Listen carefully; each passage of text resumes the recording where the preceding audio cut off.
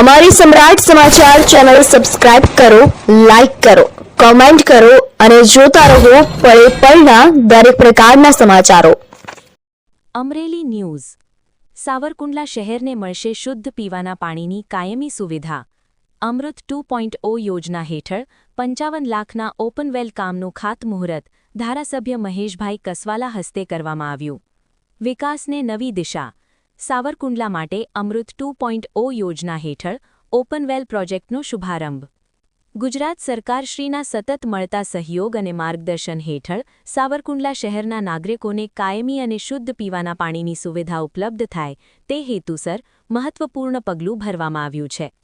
સાવરકુંડલા શહેર માટે જીવનદાયી સાબિત થનારા આ પ્રોજેક્ટ અંતર્ગત શેલ દેદુમલ વેમ પાસે અમૃત 2.0 યોજના હેઠળ ₹55 લાખના ખર્ચે ઓપનવેલ બનાવવાના કામનું ખાતમુહૂર્ત માનનીય ધારાસભ્ય શ્રી મહેશભાઈ કસવાલાના વરદ હસ્તે કરવામાં આવ્યું હતું. આ પ્રસંગે ધારાસભ્ય શ્રી મહેશભાઈ કસવાલાએ જણાવ્યું હતું કે સાવરકુંડલા શહેરના નાગરિકોને વર્ષભર પૂરતું અને શુદ્ધ પીવાનું પાણી ઉપલબ્ધ રહે તે માટે રાજ્ય સરકાર પ્રતિબદ્ધ છે.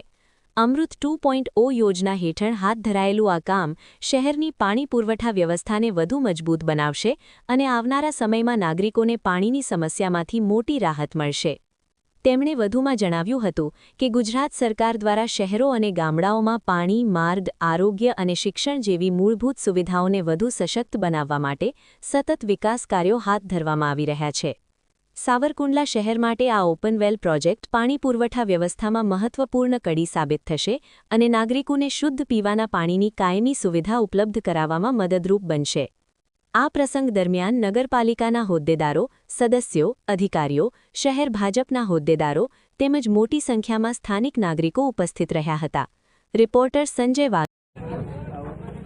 સાવરકુંડલા શહેરની જનતાને ભવિષ્યમાં પીવાના પાણીનો પ્રશ્ન ન રહે એટલા માટે રાજ્ય સરકારે હાથસણી ડેમમાંથી શેલ દેદુમલ ડેમમાંથી 8 MLD પાણી આપવા માટેનો મહત્વપૂર્ણ નિર્ણય કર્યો છે.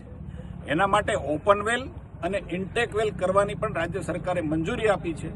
આજે સદનસીબ છે કે એ ઓપનવેલનું ખાતમુહૂર્ત પણ આપણે કર્યું છે. ભવિષ્યમાં એવી આશા રાખીએ કે આપણે સીધું જ હાથસણી શેલ દેદુમલ આપણી જે યોજના છે એનું પીવાના પાણીની આ યોજના સાકાર થાય અને આપણે શુદ્ધ પાણી સૌ શહેરીજનો પીએ એવી અપેક્ષા પણ છે અને આ કામ ઝડપથી પૂરું થાય એવી શુભેચ્છાઓ પણ છે.